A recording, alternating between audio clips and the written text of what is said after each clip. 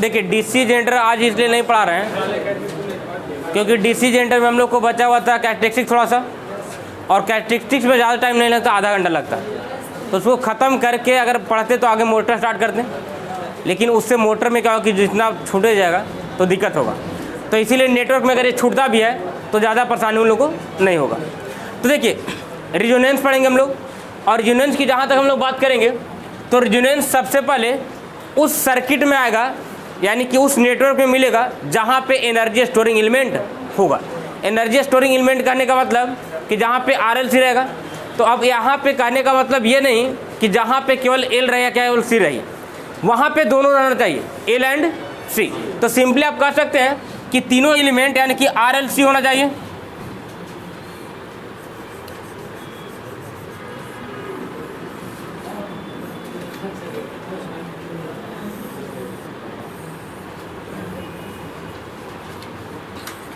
RLC। यहाँ पे supply voltage रहेगा VS और फ्रीक्वेंसी रहेगा F। यहाँ करंट मान लेते हैं I, यहाँ हो जाएगा R, C, उल्टा हो गया, L, और यहाँ हो जाएगा C। यहाँ बात करें तो वोल्टेज मिलेगा VR, VL, और यहाँ मिलेगा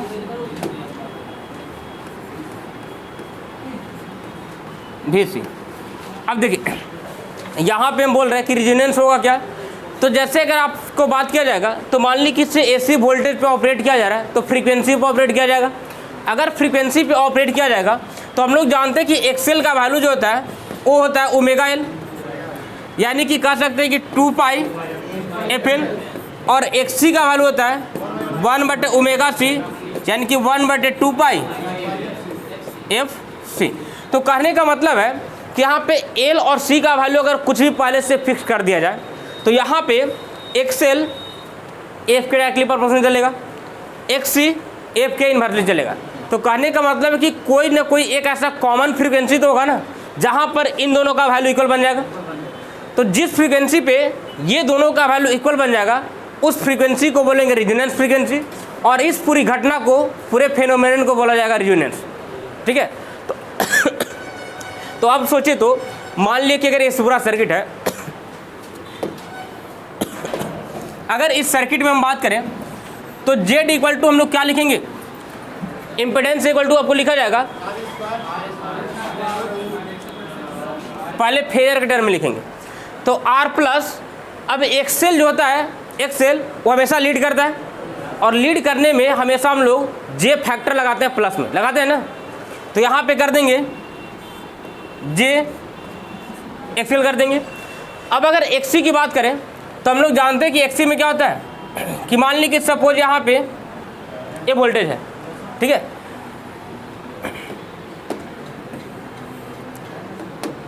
करंट का फेजर हम लोग सीरीज में अगर ले रहे हैं तो करंट का फेजर हो गया।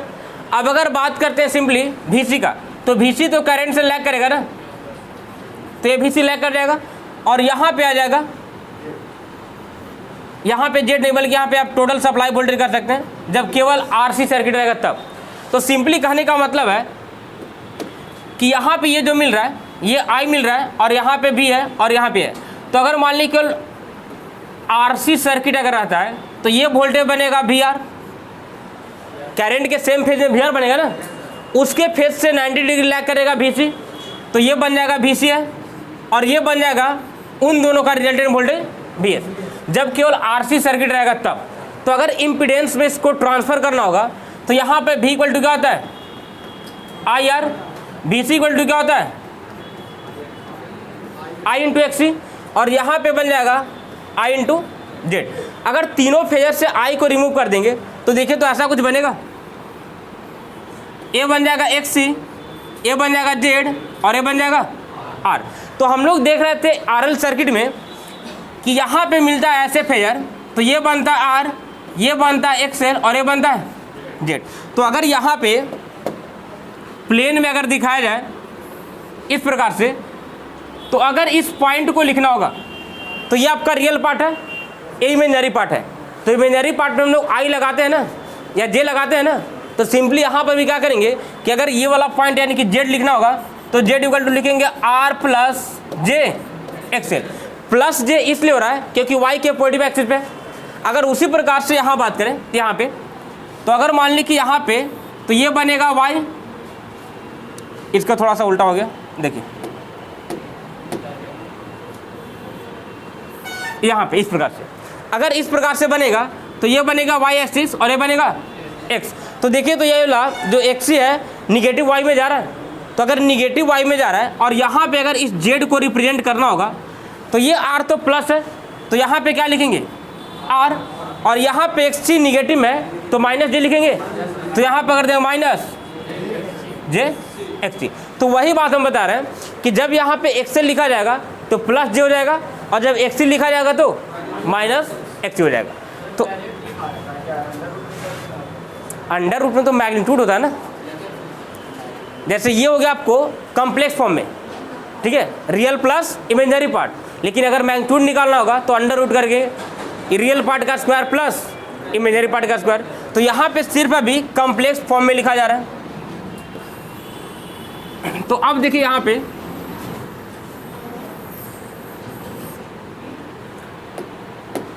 अब अगर यहाँ पे डायरेक्टली वैल्यू लिखा जाएगा तो अब समझ में तो आ जाएगा। अब यहाँ देखिए अगर सर्किट में जेड लिखा जाएगा तो आर प्लस जे एक्सएल, और एक्सी के लिए क्या लिखेंगे minus J XC, R plus. अब एक्सएल और एक्सी को ओमेगा से कन्वर्ट करेंगे, तो यहाँ पे जे को कॉमन कर देंगे तो यहाँ बच जाएगा omega L, XL equal to omega L minus, यहाँ जे कॉमन कर लिए तो 1 बटा ओमेगा सी। तो सिंपली यहाँ पे आप कह सकते हैं कि जेड का वैल्यू इतना आ रहा है। अब जेड का वैल्यू इतना आ रहा है तो हम लोग यहाँ पे क्या देख रहे हैं कि रिजोनेंस उस फेनोमेनन को बोला जाएगा जिस फेनोमेनन यानी कि जिस फ्रीक्वेंसी पे या जिस कंडीशन पे एक्सएल इक्वल टू बन जाएगा एक्ससी। और एक्सएल इक्वल टू एक्ससी बनने का मतलब क्या होगा कि देखिए एक्सएल और एक्ससी का वैल्यू अगर इक्वल बन गया तो वहाँ पे दोनों वैल्यू एक दूसरे को न्यूट्रलाइज कर देगा। न्यूट्रलाइज इसलिए करेगा क्योंकि आपको आरसी सर्किट में आरएलसी सर्किट में बताया गया था कि अगर मान ली कि इस प्रकार से ये करंट का फेजर है, इसमें मिलेगा वी आर का फेजर और ऊपर मिलेगा वी एल का फेजर लीड करेगा, और यहाँ पे वी सी क्या करेगा लैग करेगा।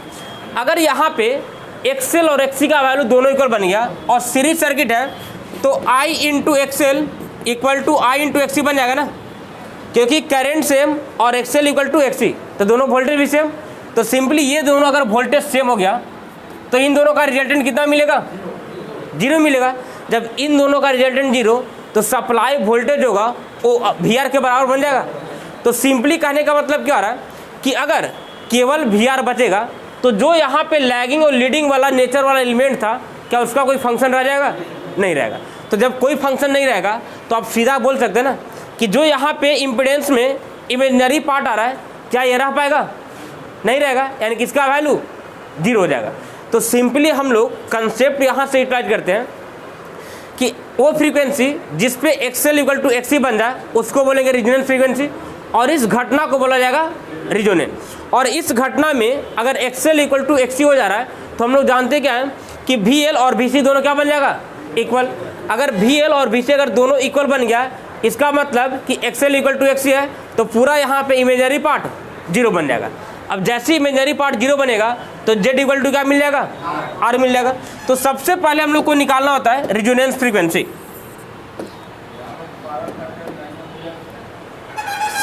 पावर फैक्टर मैक्सिमम बोले तो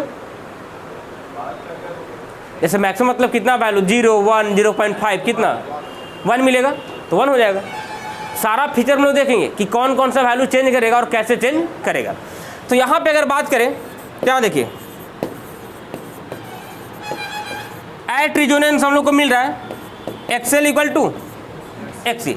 अब जब एक्सएल इक्वल टू एक्ससी मिल रहा है इसका मतलब हो जाएगा कि ओमेगा एल इक्वल टू 1 बटा omega C at omega equal to omega naught. यहाँ पे ओमेगा नॉट को बोला जाएगा resonance frequency.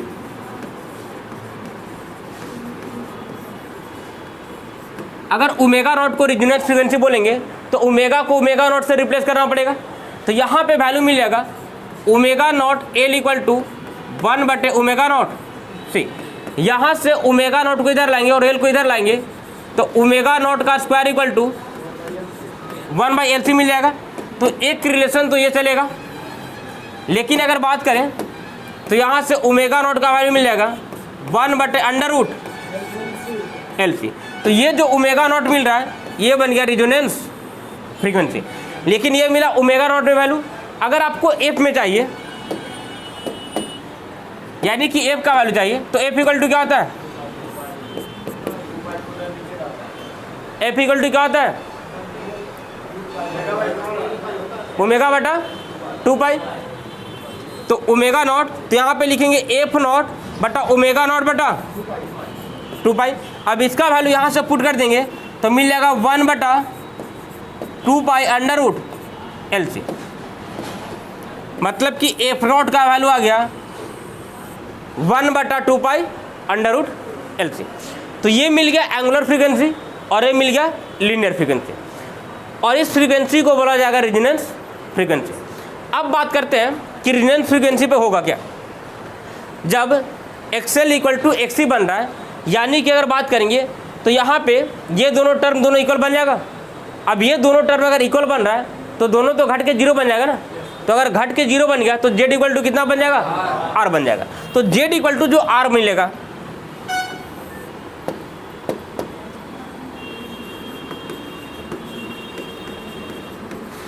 Eight resonance Z equal to कितना मिल रहा है? R मिल रहा है। तो ये Z इक्वल टू R जो मिल रहा है मिनिमम वैल्यू की मैक्सिमम वैल्यू है?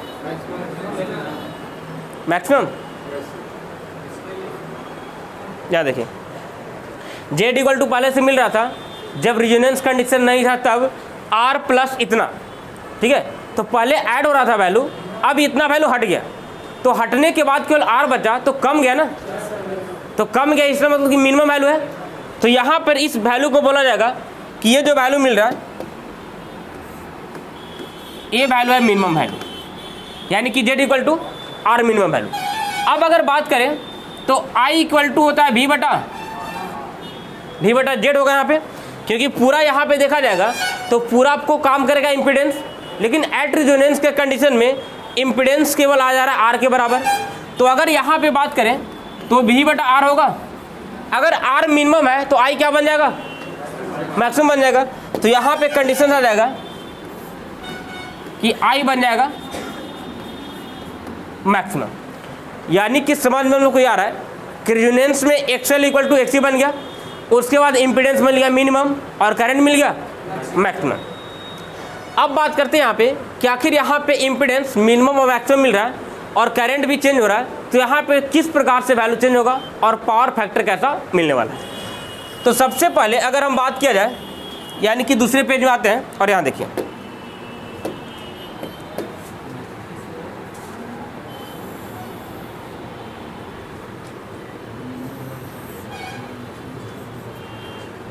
यहाँ पे ले लेते हैं I नॉट नहीं बल्कि इसको I ही कर दिए, और यहाँ पे ले लेते हैं ओमेगा।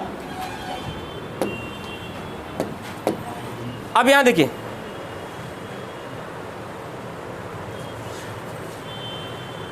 ये तो हम लोग को दिखाई दे रहा है कि रेजोनेंस कंडीशन में I का वैल्यू मैक्सिमम मिलेगा ना। तो जब रेजोनेंस में I का वैल्यू मैक्सिमम इसलिए मिल रहा है क्योंकि यहाँ पे R मिनिमम बन रहा था। लेकिन अगर बात करें तो नॉर्मल कंडीशन में I का वैल्यू V बटा Z मिलेगा। तो Z का वैल्यू नॉर्मल कंडीशन में तो ज़्यादा रहेगा ना R से, क्योंकि R में वैल्यू ऐड हो रहा था। तो अगर नॉर्मल कंडीशन में Z का वैल्यू R से ज़्यादा है तो ये I का वैल्यू क्या मिलेगा? कम मिलेगा। यानी कि आप कह सकते हैं कि रेजोनेंस फ्रीक्वेंसी पे करंट सबसे मैक्सिमम मिलेगा, और रेजोनेंस के अलावे यानी कि रेजोनेंस फ्रीक्वेंसी से कम पे और ज़्यादा पे दोनों कंडीशन में करंट क्या मिलेगा? कम मिलेगा। तो अब यहाँ देखिए तो अगर कम मिलेगा तो जिस प्रकार से यहाँ पे I इक्वल टू V बटा Z कर रहे हैं और Z का वैल्यू इतना है, जैसे जैसे यहाँ पे ओमेगा के वैल्यू को वैरी करेंगे वैसे वैसे Z वैरी करेगा, और जैसे जैसे Z वैरी करेगा वैसे वैसे I का वैल्यू वैरी करेगा। तो सबसे पहले आते हैं कि ओमेगा का सबसे मिनिमम वैल्यू, यानी कि ओमेगा का जीरो वैल्यू, अगर ओमेगा जीरो रखते हैं तो ये बन जाएगा जीरो, और ये कितना बन जाएगा, इनफाइनाइट बन जाएगा। अगर ये इनफाइनाइट बन गया तो यहाँ से जेड क्या बन जाएगा, इनफाइनाइट। अगर जेड इनफाइनाइट बन गया तो आई क्या बन जाएगा, जीरो बन जाएगा। यानी कि जब ओमेगा जीरो तो करंट जीरो है। अब अगर ओमेगा का वैल्यू थोड़ा सा बढ़ाते हैं तो थोड़ा सा बढ़ाने का क्या होगा कि ये वैल्यू बढ़ेगा। जब ये बढ़ेगा और इसको बढ़ा रहे हैं तो ये पूरा क्वांटिटी घटेगा। जब पूरा क्वांटिटी घटेगा तो ये वैल्यू इसमें से घट जाएगा। तो जाहिर सी बात है कि यहाँ से जेड का वैल्यू और क्या होगा, जेड का वैल्यू और बढ़ेगा, बढ़ेगा घटेगा। जो इनफाइनाइट मिल रहा था उससे भी ज़्यादा, इनफाइनाइट स्टार्टिंग मिला ओमेगा इक्वल टू जीरो पर, तो अब अगर ओमेगा को कुछ वैल्यू रख देंगे तो इनफाइनाइट से कम मिलेगा ना। तो अगर इनफाइनाइट से जेड का वैल्यू कम मिलेगा तो करंट, जैसे जेड इक्वल टू अगर इनफाइनाइट था तो आई का वैल्यू बन रहा था जीरो, लेकिन जेड का वैल्यू इनफाइनाइट से कम गया तो करंट बढ़ जाएगा ना, यानी कि जीरो से बढ़ जाएगा। अब हम लोग के समझ में आ रहा है कि ओमेगा का वैल्यू जैसे जैसे बढ़ जाएगा वैसे वैसे आई का वैल्यू बढ़ जाएगा। ये कब तक बढ़ेगा, तो हम लोग को समझ में आ रहा है कि जब रिजोनेंस फ्रीक्वेंसी मिल रहा है तो उसमें सबसे मैक्सिमम करंट मिल रहा है, यानी कि रिजोनेंस फ्रीक्वेंसी तक ये बढ़ जाएगा। क्योंकि मैक्सिमम पॉसिबिलिटी तो यही ना कि जब वैल्यू ओमेगा के चेंज करने पे अगर करंट बढ़ रहा है तो ये बढ़ेगा उसी लिमिट तक जिस लिमिट तक इसका कैपेसिटी है, और कैपेसिटी है कहाँ तक, रिजोनेंस फ्रीक्वेंसी तक। तो अगर यहाँ पे बात करें इस वाले पे, तो यहाँ पे ओमेगा का वैल्यू है। अब यहाँ पे सपोज मान लेते हैं कि इस वाले पॉइंट पे रिजोनेंस फ्रीक्वेंसी आ रहा है, तो इस वाले पॉइंट पे मैक्सिमम करंट होगा। इस वाले पॉइंट पे मैक्सिमम करंट। तो हम लोग अभी जस्ट देखें कि अगर रिजोनेंस फ्रीक्वेंसी से कम फ्रीक्वेंसी रख रहे हैं या जीरो फ्रीक्वेंसी रख रहे हैं तो जीरो ओमेगा पे वैल्यू करंट जीरो मिल रहा है। जैसे जैसे वैल्यू बढ़ा रहे हैं वैसे वैसे आई का वैल्यू बढ़ते आ रहा है।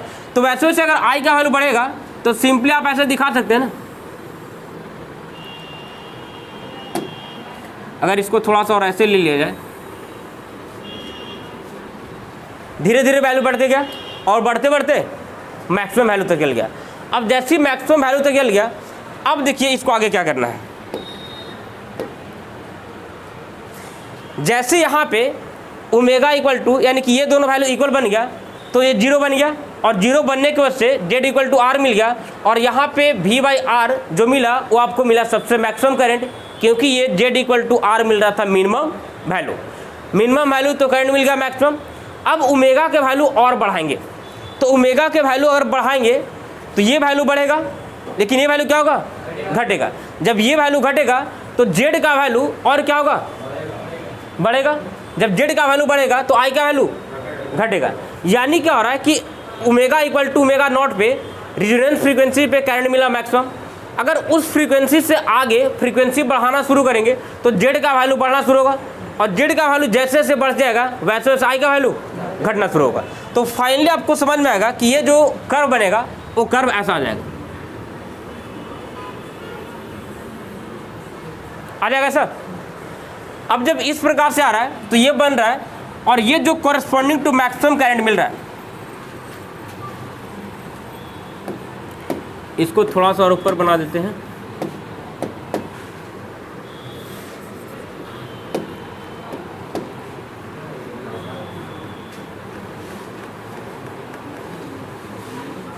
इस करंट को बोल देंगे आई नॉट, क्योंकि यहाँ पे रिजोनेंस पे जो करंट मिलेगा उस करंट को बोला जाएगा रिजोनेंस करंट, और उसका वैल्यू मिलेगा मैक्सिमम। तो ये कर्व आप लोग को समझ में आया कि वैल्यू कैसे वेरी कर रहा है।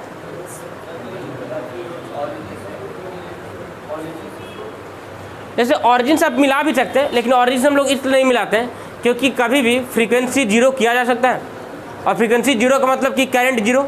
तो यहाँ पे जीरो फ्रीक्वेंसी पे हम लोग इसलिए नहीं देखते हैं क्योंकि हम लोग को उससे मतलब नहीं होता है। हम लोग को सिर्फ मतलब ये होता है कि अगर मान लें कि रिजोनेंस फ्रीक्वेंसी पे मैक्सिमम वैल्यू मिल रहा है, तो अगर रिजोनेंस से कम फ्रीक्वेंसी पे जाएंगे तो करंट कैसे वैरी करेगा, रिजोनेंस से ज़्यादा जाएंगे तब कैसे वैरी करेगा। तो ये हम लोग को फाइंड आउट करने के लिए इस कर्व की ज़रूरत पड़ता है। तो कर्व आपको क्लियर है। अगर कर्व यहाँ पे क्लियर है तो आगे देखिए क्या फंक्शन होगा। कर्व क्लियर है ना। अब देखिए, अब यहाँ पे हम लोग को इम्पिडेंस का मेजर करना होगा। अगर इम्पिडेंस की बात करेंगे तो अभी हम लोग देख रहे थे कि I इक्वल टू V/Z होता है, ठीक है। तो Z I का कर्व मिल रहा है कि यहाँ से ग्रो कर रहा है, ग्रो करते हुए मैक्सिमम जा रहा है और मैक्सिमम होते हुए आपका मिनिमम बन रहा है। अगर यहाँ से Z का वैल्यू निकाला जाएगा तो V/I हो जाएगा, यानी कि Z I का इन्वर्सली चल रहा है। अगर Z I का इन्वर्सली चल रहा है, इसका मतलब कि जिस टाइम पे करंट जीरो रहा होगा उस टाइम पे इम्पिडेंस मैक्सिमम, और जिस टाइम पे करंट मैक्सिमम उस टाइम पे इम्पिडेंस जीरो।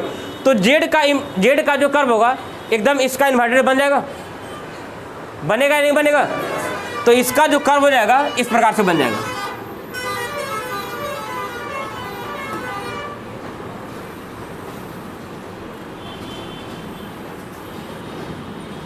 इस प्रकार से। अब यहां देखिए, तो ये बन जाएगा आपका Z और ये बन जाएगा I के लिए। अब अगर बात करें कि यहाँ पे R के वैल्यू को चेंज किया जाए तो कर्व कहाँ शिफ्ट करेगा, तो अभी जस्ट हम लोग यहाँ पे देखें क्या कि I इक्वल टू V/R मिल रहा था इन केस ऑफ रिजोनेंस, और इसी करंट को क्या बोल रहे हैं, I डॉट बोल रहे हैं। अगर R का वैल्यू मैक्सिमम रहेगा, अगर R का वैल्यू मैक्सिमम रहेगा तो I नॉट मिनिमम मिलेगा। तो अगर हम बात कर रहे हैं यहाँ पे कि सपोज ये वाला जो इम्पिडेंस है, यानी कि ये वाला जो कर्व ड्रॉ किया गया है, ये ड्रॉ किया गया R1 पे, ठीक है। तो एक रेजिस्टेंस यहाँ पे R1 हो गया और हम लोग यहाँ पे मान रहे हैं कि R1 जो ग्रेटर देन है ये R2 है, ठीक है। उल्टा करना पड़ेगा, क्योंकि देखिए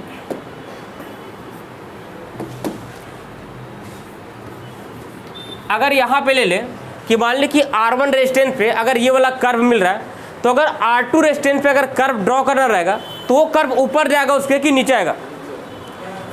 तो देखिए R2 पे अगर ड्रॉ करना है तो R2 यहाँ पे लेंगे तो R2 का वैल्यू ज़्यादा है ना, तो R2 का वैल्यू ज़्यादा है तो I नॉट का वैल्यू क्या आ जाएगा, कम हो जाएगा। तो जो पहले कंडीशन में I नॉट मैक्सिमम मिल रहा है उससे तो कम ही मिलेगा, तो कम मिलेगा तो कर्व कहाँ जाएगा, नीचे शिफ्ट करेगा। तो कर्व अगर नीचे शिफ्ट करेगा तो कुछ ऐसा बन जाएगा, ऐसा बन जाएगा।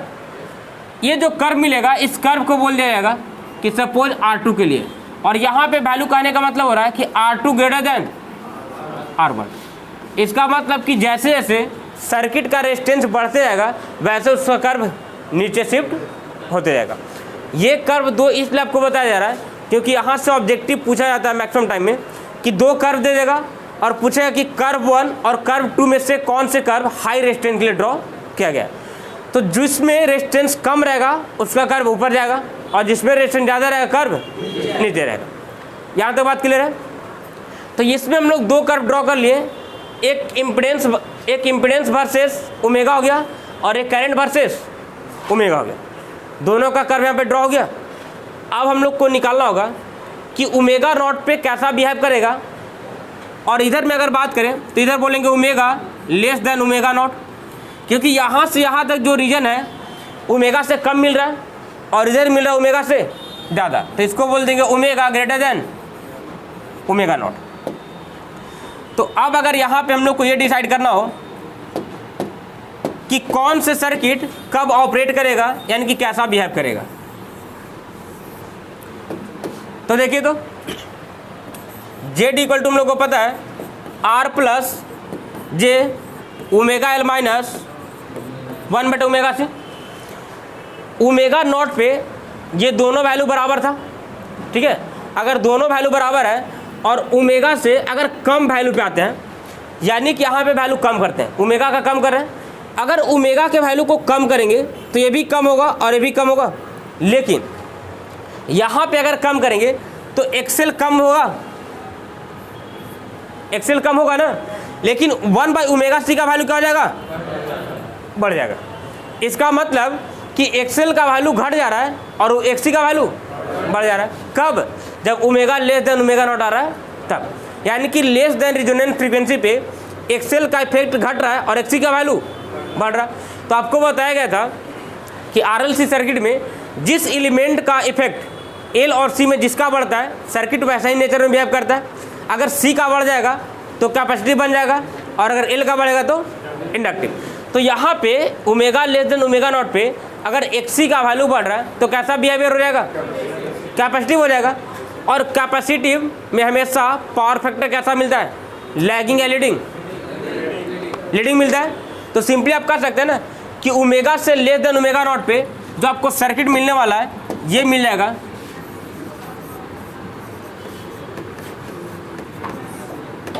Capacitive circuit.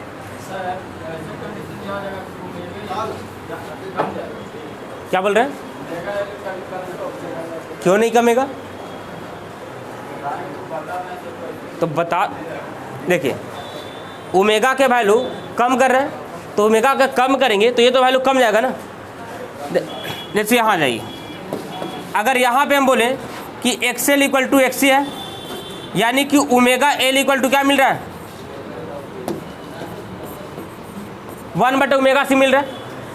अगर इस कंडीशन में दोनों का वैल्यू इक्वल है, ओमेगा के वैल्यू कम कर रहे हैं तो ओमेगा कम करेंगे तो एक्सएल कम हो जाएगा ये, लेकिन यहाँ पे ओमेगा का वैल्यू कम करेंगे तो पूरा टर्म क्या हो जाएगा।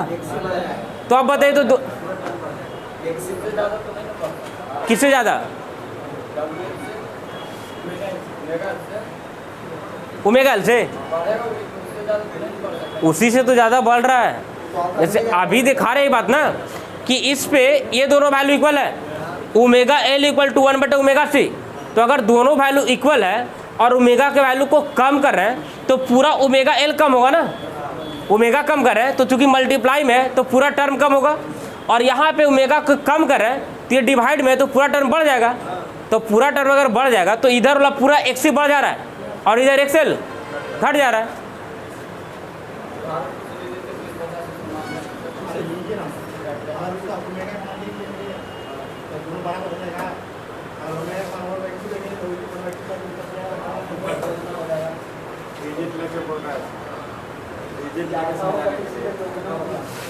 समझ में आया? चलिए, तो यहाँ पे अगर omega less than omega naught पे है तो एक्सी का वैल्यू बढ़ गया। जब एक्सी बढ़ गया इसका मतलब कि कैपेसिटिव नेचर बढ़ जाएगा, और जैसे कैपेसिटिव नेचर बढ़ा तो हम कह सकते हैं कि रेजोनेंस फ्रीक्वेंसी से कम फ्रीक्वेंसी पे सर्किट कैसा बिहेव करेगा, कैपेसिटिव बिहेव करेगा। अगर कैपेसिटिव बिहेव कर रहा है तो उसका पावर फैक्टर कैसा होगा,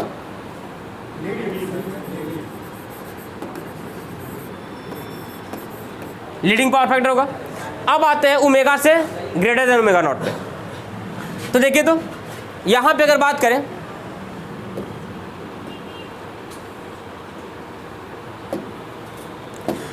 अगर मान ली कि अब क्या कर रहे हैं कि ओमेगा का वैल्यू बढ़ा रहे हैं तो इस इंस्टेंट पे दोनों बराबर है।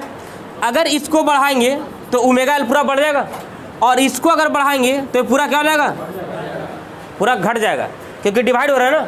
तो ये पूरा एक्सी घट रहा है और एक्सएल बढ़ रहा है, यानी कि इफेक्ट एल का बढ़ेगा।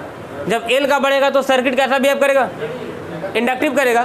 तो इसीलिए omega greater than omega naught पे सर्किट जो बिहेव करेगा वो बिहेव करेगा इंडक्टिव।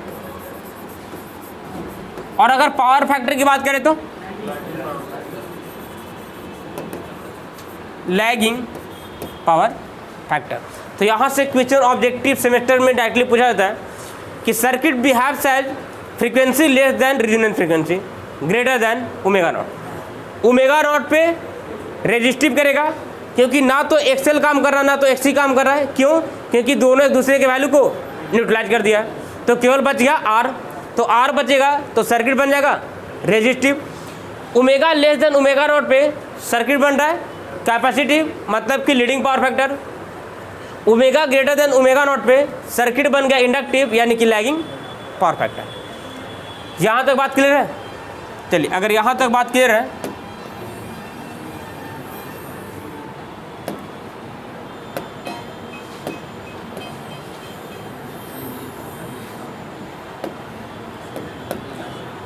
यहाँ पे सर्किट जो बनेगा वो बन जाएगा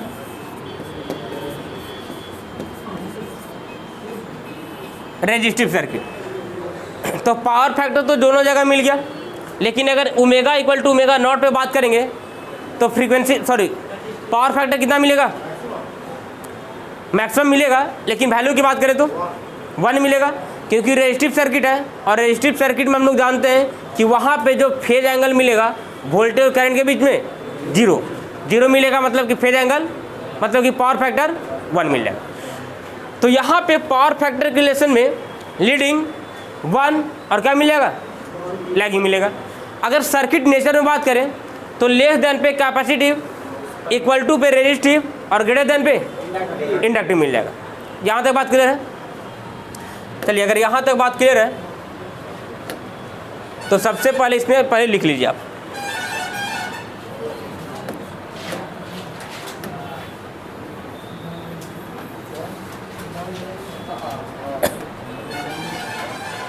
पहले तो रिजोनेंस लेकर के टॉपिक बनाइए।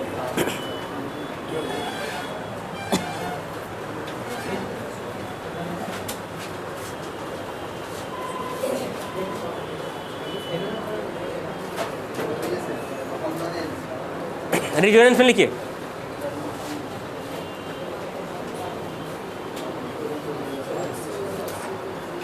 लिखिएगा, the phenomenon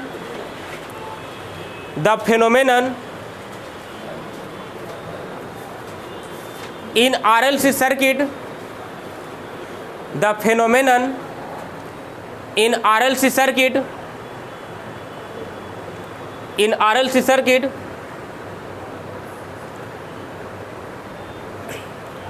inductive reactance bracket में XL, inductive reactance becomes equal to capacitive reactance when inductive reactance become equal to capacitive reactance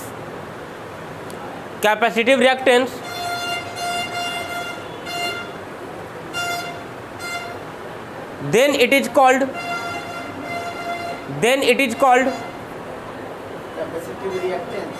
capacitive reactance, then it is called resonance,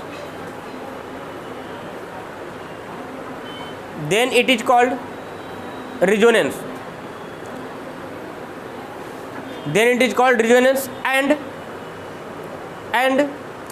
the frequency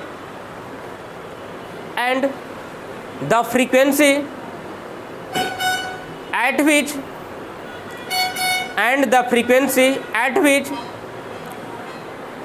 inductive reactance becomes equal to capacitive reactance and the frequency at which inductive reactance becomes equal to capacitive reactance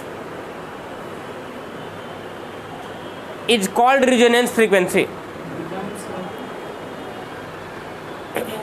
Becomes inductive reactance become equal to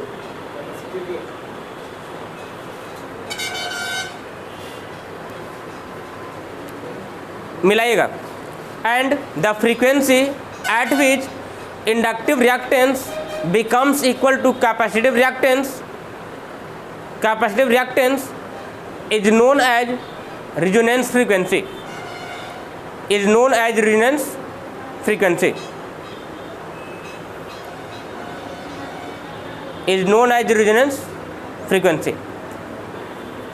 बात clear है? Resonance जब भी आएगा तो हमेशा RLC circuit में आएगा, चाहे RLC सर्किट सीरीज हो या पैरेलल। तो अभी हम लोग जो रेजोनेंस पढ़ रहे हैं वो पढ़ रहे हैं सीरीज रेजोनेंस। जब हम लोग पैरेलल सर्किट पढ़ लेंगे तब हम लोग पढ़ेंगे पैरेलल रेजोनेंस। तो रेजोनेंस का मतलब यहाँ पे हो रहा है कि ऐसा फेनोमेनन जब आपको इंडक्टिव रिएक्टेंस XL आपको XC की क्या हो जाएगा, बराबर हो जाएगा, तब उसको बोलेंगे रेजोनेंस। और जिस फ्रीक्वेंसी पे दोनों इक्वल बनेगा उस फ्रीक्वेंसी को बोलेंगे रेजोनेंस फ्रीक्वेंसी। अब क्या कीजिए कि सर्किट बनाने के बाद इसको कैलकुलेशन कीजिए सारे चीज़ को। अच्छा ठीक है, समझा देते हैं। पहले फिगर ड्रॉ कर लीजिए।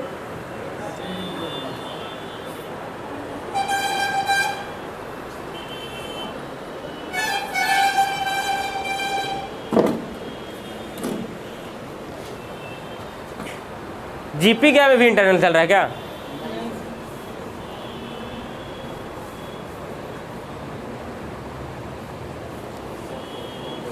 अच्छा, यहाँ पर भी कोई ऐसे स्टूडेंट है जो ऑनलाइन कोर्स लेने के बाद यहाँ आए हैं?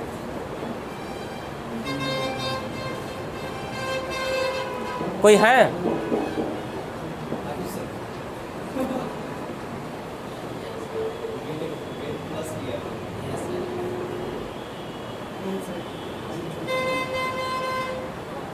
नहीं, छुपाने का मतलब ये नहीं कि से जैसे ठीक है, वो आपके बारे में नहीं बात कर रहे हैं। जैसे हम बताना ये चाह रहे हैं ना कि ये सब चीज़ अगर डिसाइड किए तो सोच समझ के डिसाइड किया कीजिए कभी भी, क्योंकि होता है कि से देखा देखी जो कर देते हैं, ठीक है, वो बाद में पछतावा होने लगता है। नहीं तो उन लोग पछता नहीं रहा इसलिए ना, क्योंकि देखिए नहीं, पैसा कम नहीं है। ऑनलाइन सिस्टम में बताते क्या है, ऑनलाइन सिस्टम में है कि अगर मान ली कि आपको खुद से थोड़ा बहुत रिलेट कर पा रहे हैं और जितना मान ली कि टीचर बताएं अगर उसी के कंसेप्ट से आप समझ जा रहे हैं तब तो ऑनलाइन कोर्स आपको बेटर है। लेकिन मान ली कि जितना टीचर समझाएं अगर उतना में डाउट क्रिएट हो रहा है और डाउट क्लियर नहीं हो रहा है तो समझिए कि कोर्स आपके लेवल का नहीं है। तो उसमें क्या है ना हम लोग के भगना में कि उसमें 3 है तो 3 में एक थोड़ा सा तेज है, ठीक है, तो वो क्या करता है कि अगर इन लोग को दिक्कत होता है ना तो वो इन लोग को बताता है, और यही वजह कि तीनों को दिक्कत उतना नहीं हो रहा।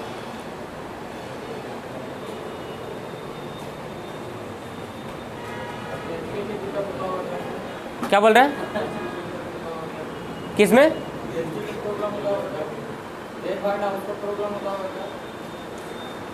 उसको प्रॉब्लम होता होगा तो उतना ही समझ के छोड़ देता होगा। हाँ बस, और क्या। देखिए ऑनलाइन पूरा अगर देखा जाए तो कोर्स, अगर ऑनलाइन कोर्स बेनिफिट तभी हो पाएगा जब टीचर खुद से सारे पॉइंट को डील कर दे, डील इतना कर दे कि कोई डाउट रहे ही नहीं। लेकिन उतना लोग तभी कर पाएगा, ठीक है, जब टाइम मैक्सिमम दिया जाएगा और जब टीचर को ये पता रहे कि मे बी स्टूडेंट को क्या क्या डाउट क्रिएट हो सकता है।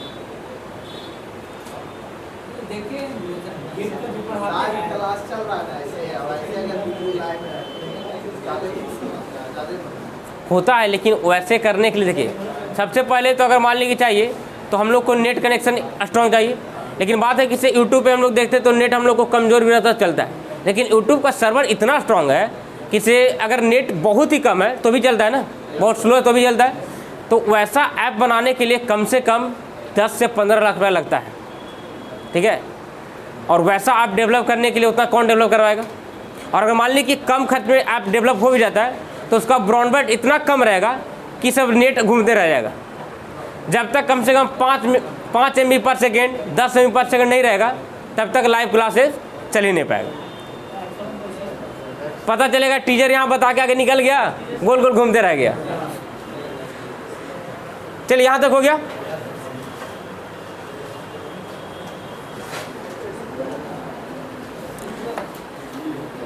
लेकिन ये बात है कि अगर ऑनलाइन क्लास को अगर सही तरीके से इम्प्रूव किया जाए ना तो स्टूडेंट के हित में काफ़ी बेनिफिट हो जाएगा। देखिए गेट वाला जो पढ़ाता है कुछ रिलेटेड होता है, जो पढ़ाते हैं कुछ मिल जाता है, उससे सर बहुत कुछ नहीं मिलता है। आप कहीं जाकर के यूट्यूब पे सर्च कीजिएगा डीसी मशीन और खासकर डीसी जनरेटर, 80% आपको मिल जाएगा सारा टॉपिक।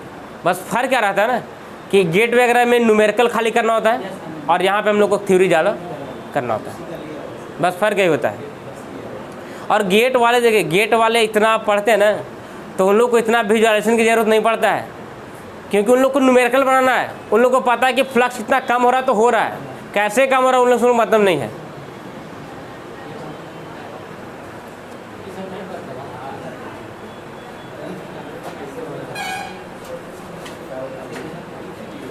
अच्छा, कभी आप लोग को बीटेक करके डायरेक्टली कोई टीचर पढ़ाने आए हैं? डायरेक्टली बीटेक करने के बाद कोई टीचर आप लोग को पढ़ाने आए हैं? शायद नहीं आए ना। कभी ऐसा भेंट होगा आप लोग को तो आप लोग देखिएगा। कौन?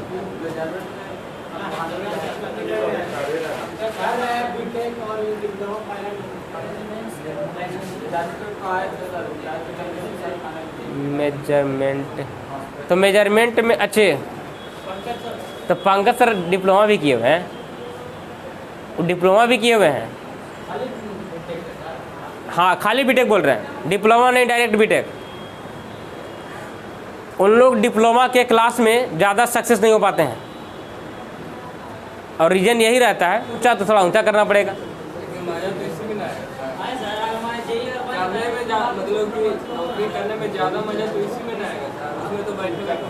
नहीं मज़ा मज़ा की बात ऐसा नहीं है।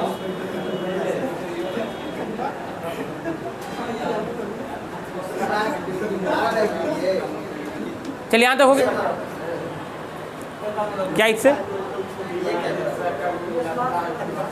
नहीं यहाँ पे नहीं बनाएंगे हम, और रूम पे सिस्टम से करना पड़ेगा। चलिए यहाँ तक ये प्रोसेस क्लियर है। देखिए अब एक बार समझाने की जहाँ तक बात कर रहे थे, तो एक बार ध्यान से समझिएगा सारी बात को। यहाँ पे सीरीज RLC सर्किट रहेगा। रिजोनेंस में आपको ये बोला जा रहा है कि जब XL इक्वल टू XC हो जाएगा तब इसको बोला जाएगा रिजोनेंस कंडीशन, और इस कंडीशन को यानी कि इस कंडीशन जिस फ्रीक्वेंसी पे आएगा ये कंडीशन, उस फ्रीक्वेंसी को बोलेंगे रिजोनेंस फ्रीक्वेंसी। अब जाहिर सी बात है कि Z लिखा जाएगा तो इसको इतना लिखा जाएगा, ये तो बात क्लियर है। अब यहाँ से J कॉमन लिए इतना आ गया, यानी कि अगर मान ली कि रिएक्टेंस दोनों इक्वल करने की बात करें, यानी कि XL इक्वल टू XC होना चाहिए। अब XL इक्वल टू XC हो रहा है, तो यहाँ से हम लोग को वैल्यू पता है कि XL equal to omega L और XC इक्वल टू 1/ओमेगा C। लेकिन ओमेगा तो नॉर्मल फ्रीक्वेंसी है, लेकिन ये कब आएगा दोनों इक्वल? रिजोनेंस फ्रीक्वेंसी होगा तब।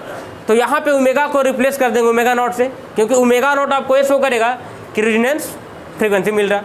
यहाँ से ओमेगा नॉट निकालेंगे तो आ जाएगा आपको 1/√LC, जो कहलाएगा आपको रिजोनेंस फ्रीक्वेंसी। लेकिन ये ओमेगा नॉट होगा एंगुलर फ्रीक्वेंसी। अगर एफ नॉट निकालना होगा तो एफ नॉट यानी कि एफ इक्वल टू होता है ω/2 पाई। ओमेगा नॉट का वैल्यू यहाँ से पुट करेंगे 1/2 पाई √LC मिल जाएगा। वहाँ से हम लोग क्या देखें कि रिजोनेंस कंडीशन में हम लोग को अभी मिल रहा था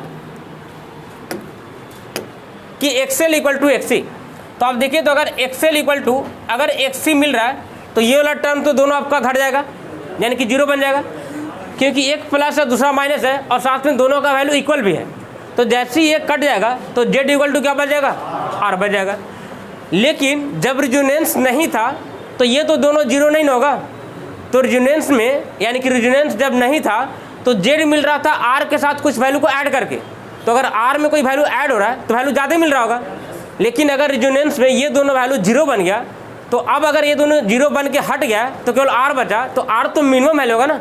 तो इसीलिए इम्पीडेंस के कंडीशन यानी कि रिजोनेंस के कंडीशन में Z बन गया R के बराबर और R सबसे मिनिमम वैल्यू कहलाएगा। अब उसी प्रकार से I निकाल लिए, तो सर्किट में I इक्वल टू V/Z होता है, लेकिन रिजोनेंस में Z किसके बराबर है? R के बराबर, और R है वैल्यू कैसा? मिनिमम वैल्यू है। तो अगर R मिनिमम वैल्यू है तो I कैसा बन जाएगा? मैक्सिमम वैल्यू, क्योंकि मिनिमम वैल्यू से डिवाइड करेंगे तो बन जाएगा मैक्सिमम वैल्यू। अब हम लोग यहाँ पे देखें क्या कि जब हम लोग को इस प्रकार से मिल गया तो फ्रीक्वेंसी वेरिएशन करना होगा और देखना होगा कि सर्किट में करंट कैसे वेरी कर रहा है, इम्पीडेंस कैसे कर रहा है, और साथ में सर्किट का बिहेवियर कैसे चेंज हो रहा है। तो यहाँ पे Z इक्वल टू हम लोग देखें कि R प्लस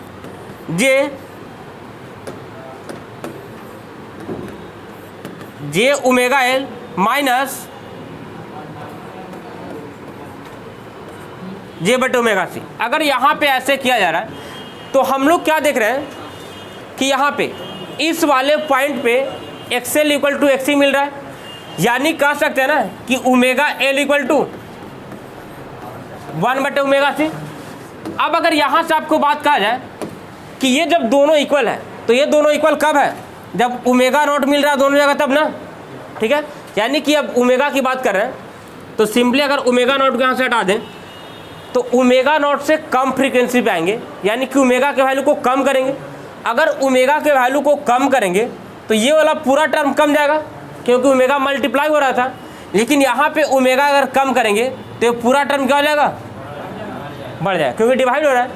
यानी कि ये वाला XC का value omega less than omega naught पे बढ़ जा रहा है और XL का वैल्यू घट जा रहा है। तो सीधा से आप कह सकते हैं कि कैपेसिटर का यहाँ जो इफेक्ट होगा वो बढ़ जाएगा। अगर कैपेसिटर का इफेक्ट बढ़ेगा यानी कि सर्किट कैसा बिहेव करेगा, कैपेसिटिव बिहेव करेगा। और हम लोग को पता है कि कैपेसिटिव सर्किट कैसा पावर फैक्टर होगा, लीडिंग, तो लीडिंग मिल जाएगा। अब आते हैं ग्रेटर देन पे, तो अब फ्रीक्वेंसी को बढ़ाएंगे। तो अगर फ्रीक्वेंसी को अब बढ़ाएंगे यहाँ पे तो देखिए, तो अगर ओमेगा के वैल्यू को बढ़ाया जाएगा तो ये पूरा क्या हो जाएगा, बढ़ जाएगा। लेकिन यहाँ पे अगर ओमेगा के वैल्यू को बढ़ाएंगे तो ये पूरा टर्म घट जाएगा। यानी कि अब ओमेगा से आगे बढ़ रहे हैं तो एक्सएल का वैल्यू बढ़ रहा है और एक्सी का घट रहा है। तो एक्सएल मतलब कि एल का वैल्यू बढ़ जाएगा यानी कि इंडक्टिव बढ़ जाएगा। तो इसीलिए इधर काम करेगा इंडक्टिव सर्किट और इधर में पावर फैक्टर मिलेगा लैगिंग पावर फैक्टर। बात क्लियर है।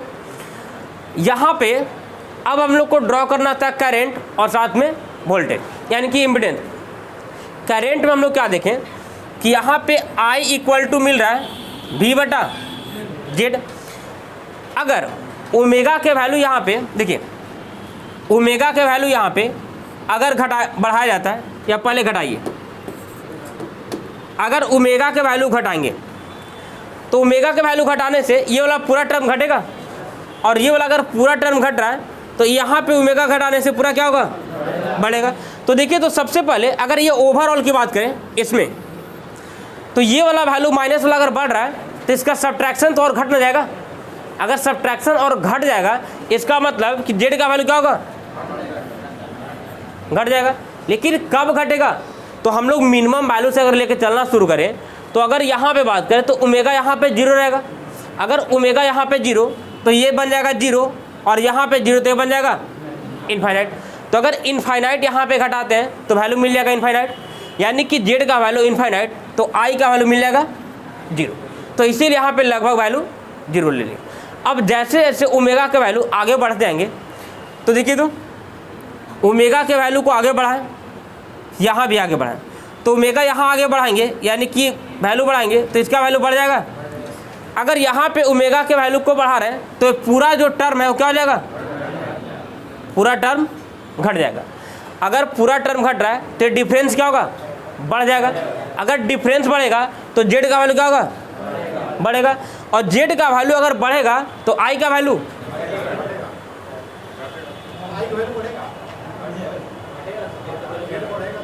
रुके थोड़ा सा, यहाँ पे ओमेगा बढ़ा रहे हैं ना, तो ओमेगा बढ़ा रहे हैं तो ये वैल्यू आपका घट जाएगा। गलती कर दी ना, देखिए ओमेगा के वैल्यू यहाँ पे बढ़ा रहे हैं तो ये वाला जो सब्ट्रैक्शन वाला टर्म है ये पूरा टर्म आपका एक्सी का वैल्यू घटेगा। अगर इसमें से ये वाला घटा रहे हैं और जिसका वैल्यू ऑलरेडी घट रहा है तो डिफरेंस तो बढ़ना जाएगा। तो डिफरेंस बढ़ेगा तो जेड का वैल्यू घटेगा, बढ़ेगा। देखिए ये जे बटा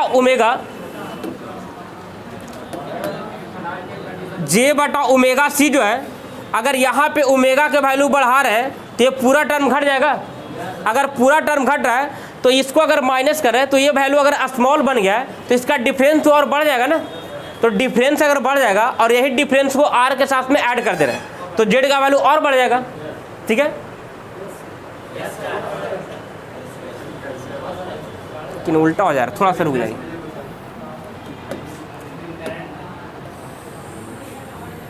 थोड़ा सा रुके, हम यहाँ से रिलेट आपको करते हैं।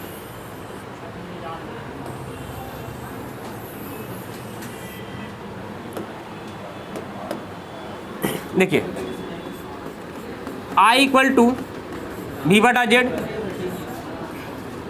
और Z equal to R plus